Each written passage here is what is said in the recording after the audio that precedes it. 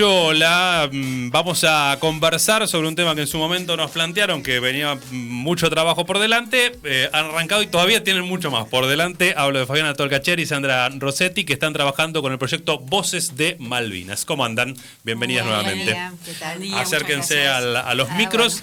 Y bueno, en principio, recuerden un poco cómo surge este proyecto y la ejecución aquí a nivel local que han encarado.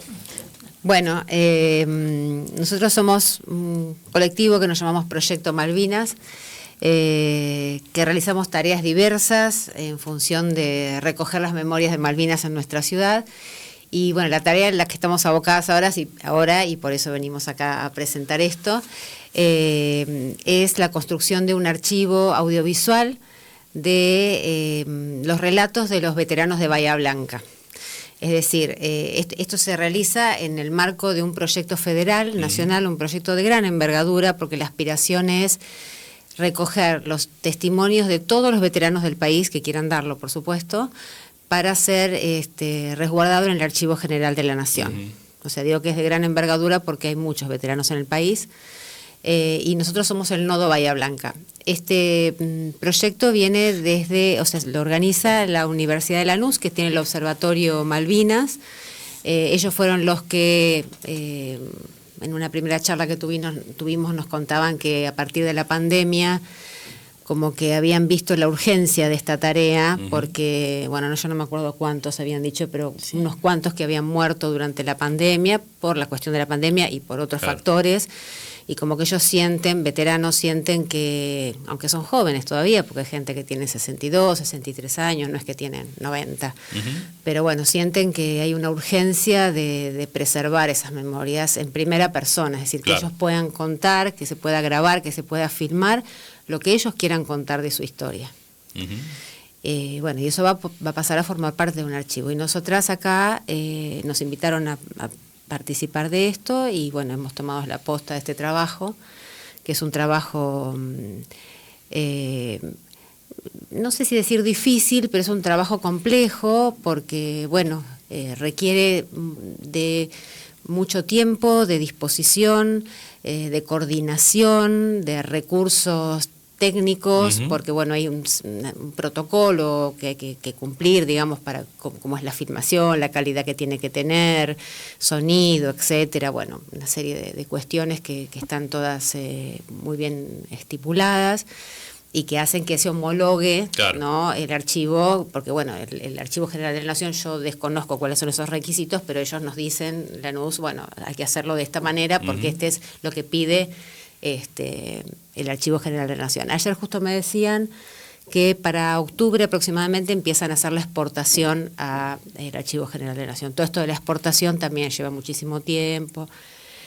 Nosotras, por suerte, en nuestra universidad tenemos un área que se llama Educación a Distancia, y bueno, trabajamos con la técnica de educación a distancia, que son de 10, semidioses. Una maravilla porque nosotros... Sí, Horacio Zamudio lo voy a nombrar porque es un genio, es el que nos hace la filmación, tienen equipos, tienen instalaciones, funciona ahí en Colón 80, y la verdad que con eso estamos chochas porque dimos bastante vuelta en encontrar, bueno, el espacio, trabajamos con la Unisal también en nuestro equipo. Y bueno, primero empezamos haciendo las filmaciones en la Unisal, pero bueno, todo medio a pulmón, los chicos de comunicación colaboraban, en aulas, bueno, esta cuestión del sonido, de insonorizar es complicado, bueno, así que ahora estamos re contentas porque estamos con Horacio ahí. Sí, tenemos un buen espacio físico, muy buena supervisión técnica y realmente las entrevistas salen con la calidad. Bueno, vamos a presentarlo ahora el miércoles de la semana que viene, así que aprovechamos esta oportunidad para extender la invitación a toda la comunidad. Esto es abierto en Rondó, en el Centro Histórico Cultural de la Universidad, a las 18:30 horas. Más allá de lo técnico, hemos garantizado todo ese lugar, con las condiciones, al momento de llevar adelante la entrevista o el testimonio, ¿cómo trabajan ese protocolo? Primero, porque no es cualquier historia la que se está contando, digamos, son hechos muy sensibles seguramente, y luego esto que contaban, ¿no?, de cada cual contar, me imagino, con los niveles de detalles que quieran y demás, lo van siguiendo cronológicamente. ¿Cómo se acompaña ese testimonio? Sí, hay un trabajo previo que es el contacto con veteranos, ¿no? Digamos, esto es una aspiración que tiene el Observatorio Malvinas de poder preservar todas esas memorias. Hay gente que no quiere hablar, que nunca quiso hablar. Hay gente que ha venido ya a hablar con nosotros y nos dice, bueno, es la primera vez que hablo, yo nunca hablé con mi familia y esto me viene bien, porque si ustedes lo graban, después mi familia lo va a poder escuchar, como tener un intermediario, ¿no? Para contar historias que son traumáticas. Claro, ¿no? esto pasaba mucho en los juicios de lesa humanidad, ¿no? Yo nunca lo hablé con mi familia y generalmente tal vez estaba el familiar sentado allí en la tribuna escuchándolo o viendo una grabación por primera vez de una historia, ¿no? Exacto. Entonces, está ese primer contacto. Nosotras somos unas cuantas, nos dividimos la lista, fuimos escribiendo, bueno, mandándoles mensajes de WhatsApp, explicándoles en qué consistía el proyecto, y a medida que nos van contestando, los vamos convocando. La entrevista es una entrevista, la sugerencia que nos hacen a nosotros es una entrevista que puede ser estructurada, si se quiere, le llamamos estructurada cuando hay una serie de preguntas y bueno, y la persona contesta. Nosotras tomamos una decisión y dijimos que bueno, las preguntas las tenemos, pero si la persona, el veterano quiere hablar libremente, por ahí le proponemos como 3 momentos para tener cierto orden. Bueno, contanos un poco cómo fue tu vida antes de que te convocaran a la guerra, tu niñez, tu infancia, de dónde sos, lo que quieras contar. Después contar un poco cómo fue tu participación en la guerra y, bueno, los 40 y pico de años ya que llevamos de posguerra, que es el periodo más largo. Claro. En general, bueno, hay de todo. Hay quienes hablan solos, hay quienes te dicen pregúntame porque no sé cómo seguir. Pero bueno, lo que sí es un requisito es que la entrevista no sea editada. Ajá. O sea, la primera entrevista que tuvimos, por ejemplo, la primera persona que vino a hablar, habló 2 horas y media. Una entrevista súper interesante. Él habló, ni media pregunta le hicimos. Y él fue por donde quiso y está muy bien porque es lo que él quiere contar. Eso, o sea, esas son decisiones nuestras, ¿no? Hay muchas formas de hacer entrevistas. Hay quien pretende que le conteste preguntas. Nosotras, bueno, en nuestro equipo hemos decidido eso, que el veterano cuente lo que quiera contar. Sí, yo creo que es más respetuoso porque se trata de memorias traumáticas. Claro. Entonces hemos tomado esa decisión de no interrumpir, sí una cuestión básica de la data, pero no como un informante, como una entrevista de tipo extractivo, ¿no? Donde uno ve un objeto de investigación, de ninguna manera. Es un sujeto y bueno, con mucha generosidad están compartiendo una experiencia que muchas veces no es nada fácil de contar y bueno, y creo que ahora se dieron la situación como para preservar estas memorias y me parece que es un momento muy importante para darlo a conocer también. Sí.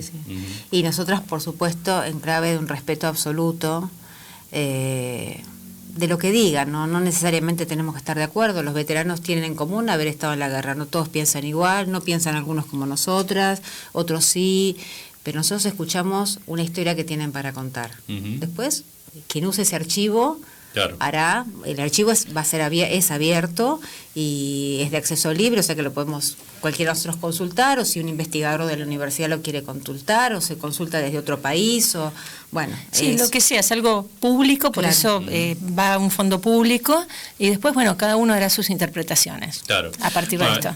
Ustedes son profes, son investigadoras también, desde ese aspecto, la importancia de este tipo de archivos, no sé si hay algún antecedente también trabajado sistemáticamente sobre algún otro acontecimiento, proceso, bueno, qué usos le dan, qué importancia tiene, más allá de obviamente lo que también significa para la comunidad, pensando en esto que está abierto, ¿no? Claro, los archivos es un recurso fundamental para los investigadores y cuanto mejor organizado esté, yo lo digo desde como investigadora, no soy archivista ni sé demasiado del asunto, pero cuanto mejores motores o más accesibles sean los motores de búsqueda, de cómo buscar, de por dónde buscar.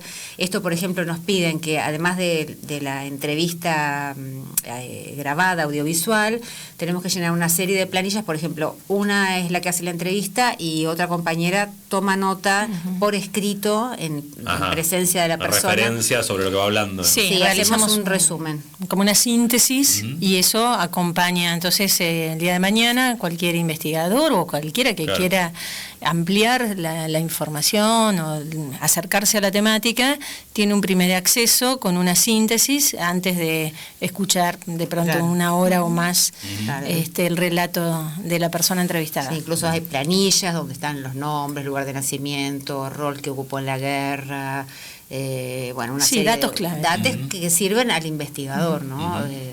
Como en realidad la idea es esa. Este archivo busca fundamentalmente preservar esas memorias, y ellos dicen para las nuevas generaciones que no es un dato menor. Porque, digamos, veteranos están muy preocupados, digo así en general porque lo dicen todos, y nosotros ya nos vamos, dicen siempre, ¿no? Nos vamos en el sentido de, yo creo, también están hace 40 y pico años que la vienen peleando. Sí, sí, porque siempre tienen que pelear por algo, si no es por la pensión, si no es por la obra social, si no es por el olvido, que es me parece que es la pelea más dura, ¿no? ¿Eso apareció mucho en los testimonios? Lo dicen, no sé si mucho, pero lo dicen, ¿viste? Nosotras estamos acostumbradas a leer por ahí entre líneas. Sí, ellos se refieren, en algunos que yo he escuchado al menos, al proceso de desmalvinización. Como una amnesia social, y relatan con mucho dolor que luego de la derrota en Malvinas nadie quería escuchar, eran ninguneados, eran los loquitos de la guerra, no les daban laburo, ocultaban que habían participado porque si no encontraban trabajo. Entonces creo que también es una memoria pública que tuvo sus vaivenes. Y además del trauma de la guerra, tuvieron también el trauma del silencio de la posguerra. Sí, yo creo que en presente también, Fabi, porque viste que algunos te dicen, ¿se acuerdan? Está bien, ¿se acuerdan de todo el mundo se acuerda de Malvinas, se ponen las carapelas y revolea la bandera? El 2 de abril, nada más. Y después, pero aparte de lo que decías de la posguerra, digamos que ha sido el periodo más largo y que en ese contexto. Un veterano dijo el otro día, que no sé si estabas vos, cuando dijo, yo viví 2 guerras. ¿Estabas vos? Dijo, la guerra, los 74 días de guerra, y esta es la segunda guerra que estoy viviendo, porque estamos peleando todo el tiempo, estamos peleando siempre por algo, y siempre nos patean los de adentro, como les pasó también a muchos en Malvinas, que sintieron que sus jefes eran peores que los ingleses, de algún modo, y bueno, y te dicen, este hombre dijo así, estoy viviendo otra guerra, porque sí, la tienen que pelear. Los que más, los que menos, los más comprometidos por ahí en los centros de veteranos, los más activos, otros que no son activos pero que también sienten que necesitan, por ejemplo, que el PAMI les responda con el servicio que necesitan. Si necesitan un odontólogo, si necesitan el médico que sea. Sí, temas de salud mental también. Tal cual, y no solamente de los veteranos, sino de las familias de los veteranos. Claro, porque esto lo han compartido durante todos esos años, compartieron esto, pensaba, lo hemos hablado en su momento, de la preocupación por la memoria a futuro también, como esas discusiones se dan también familiarmente, quién asume o no la continuidad, ¿no? De ese relato o los espacios de memoria que todavía están allí planificándose o llevándose adelante en la actualidad, ¿no? Claro. Sí. ¿Qué características va a tener la presentación que han programado? Esto vale empezar a subrayar que es el miércoles, más allá de alguna otra fecha que anduvo circulando, el miércoles 18:30 en el Centro Histórico Cultural de Rondó 29. Sí. Lo que nosotros vamos a hacer es, así como les decía que todas estas entrevistas a nivel nacional van a formar parte del Archivo General de la Nación, la Universidad de Lanús tiene un canal de YouTube, una plataforma, ¿no? Donde va publicando las entrevistas que le van llegando desde distintos nodos del país. Nosotros todavía estamos en plan de exportación, o sea que todavía a Lanús no llegó nuestra tarea. Nosotros tenemos una lista preliminar de 100 veteranos, que son los asociados al Centro de Veteranos de Bahía Blanca. Hay muchos más en Bahía. De esa lista preliminar tenemos 15 entrevistados. Parece un número chiquito, pero la verdad que hace mucho laburo. 2 años que estamos trabajando, inundación de por medio, el año pasado con toda la cuestión universitaria, paros, marchas, etcétera, que frenan la actividad porque la frenamos, es el contexto donde estamos trabajando, institucional. Entonces, este año, después de la inundación, que pudimos encontrar este espacio de educación a distancia para trabajar, bueno, como que le empezamos a dar un ritmo, ¿no? Y bueno, paralelamente a eso, la gente de Lanús nos dice, chicas, si ustedes pueden armarse su propia plataforma de difusión para que ya los veteranos de ustedes puedan ir escuchando, porque la verdad, cuando ellos vienen, nosotros le contamos de qué se trata, bueno, ya le habíamos hecho el contacto previo, y siempre cuando se van nos preguntan, ¿y dónde lo podemos ver esto? Claro. Bueno, que es lógico, ¿no? Yo vengo acá, vos me haces una entrevista y te digo, y si no la publicás, ¿para qué me la haces la entrevista? ¿No? Digo, no se entera nadie. Y ellos nos cuentan, bueno, sí, porque vinieron una vez de Telefe, vinieron una vez de Canal no sé cuánto, les hacen entrevistas todo el tiempo y nunca las podemos ver. Entonces, para nosotros esto es como una gran responsabilidad, decir, bueno, estábamos como apremiadas con eso, ¿no? A ver en qué momento se exporta, cuándo lo van a poder ver. Le decíamos, sí, pronto se va a ver, pero el pronto no sabemos en qué consistía. Bueno, nos sugieren entonces que armemos nuestra propia plataforma, así que lo que vamos a presentar el miércoles va a ser esta plataforma, que es un canal de YouTube nuestro, del Proyecto Malvinas, donde se van a publicar, ya están en proceso, las 15 entrevistas que tenemos hasta ahora, y a medida que se vayan haciendo las vamos subiendo. Bien. Entonces ellos vienen, dan su testimonio y después pueden volver a su casa, y bueno, es un canal de YouTube, cualquiera lo puede usar, es sencillo, y entonces ahí ellos van a tener acceso a poder compartir ver su testimonio, tenerlo. Bien. Y eso es lo que vamos a presentar. Es un encuentro que primero pensamos por ahí difícil de hacer, que después dijimos, no, tiene que ser presencial, como decíamos en la época de la pandemia, porque nos tenemos que encontrar. Claro.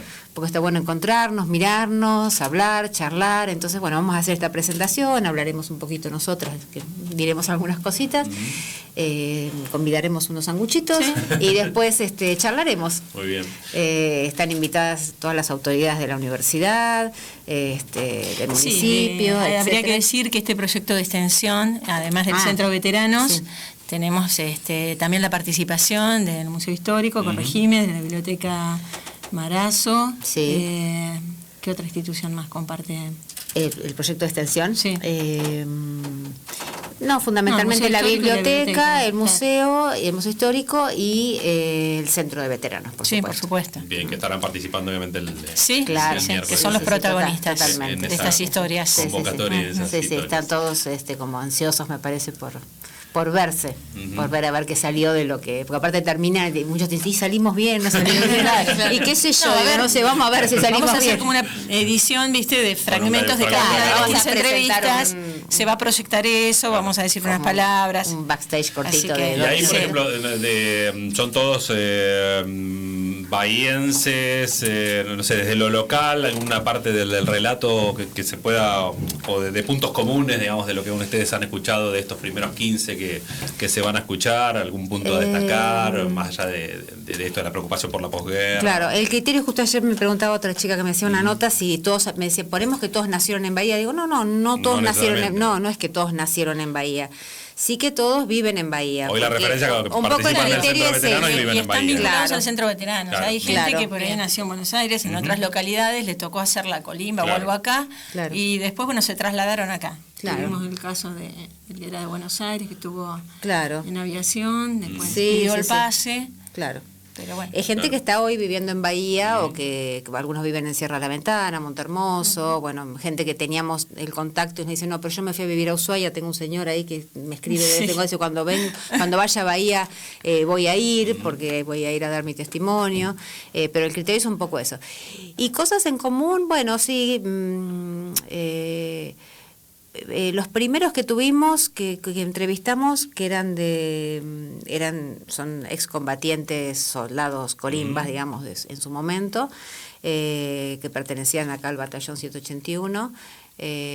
Justo los 3 primeros como que estuvieron juntos, entonces tienen cosas en común, hay cruces en los relatos que ellos hacen.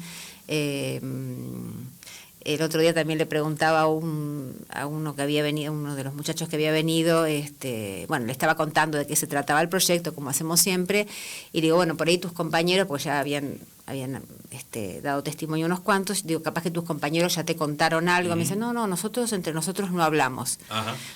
como que me dijo, no sé si serán todos así o no, pero me dice, nosotros no, dice, yo lo que sí nos preguntaron, lo que sí nos preguntamos entre nosotros es cómo nos trataron, cómo los trataron. Y bueno, voy a hablar bien de mi equipo, porque, no, sí, pues hay que decirlo, porque todos nos agradecen el trato respetuoso que tenemos con ellos, por eso yo les decía que eso lo subrayamos y lo tenemos presente todas, todo el tiempo, porque también ellos están muy, digamos, dolidos con los maltratos. Sí, yo creo que el hecho de una escucha respetuosa es un acto de reparación en sí mismo. Claro. En estas situaciones. Que ellos perciban que hay una escucha respetuosa y un acompañamiento. Ya eso es reparador.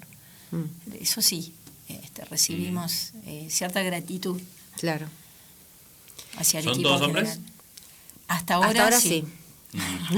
Hablamos a coro. Porque mujeres que está, por ejemplo, bueno, ahí parte Las de de Punta enfermeras, Alta el están, grupo claro, Punta Alta, ¿no? Claro. Claro. Sí, Sí, eso sí. todavía está en otra lista. Vamos paso a paso. Sí, Bien. porque... Sí.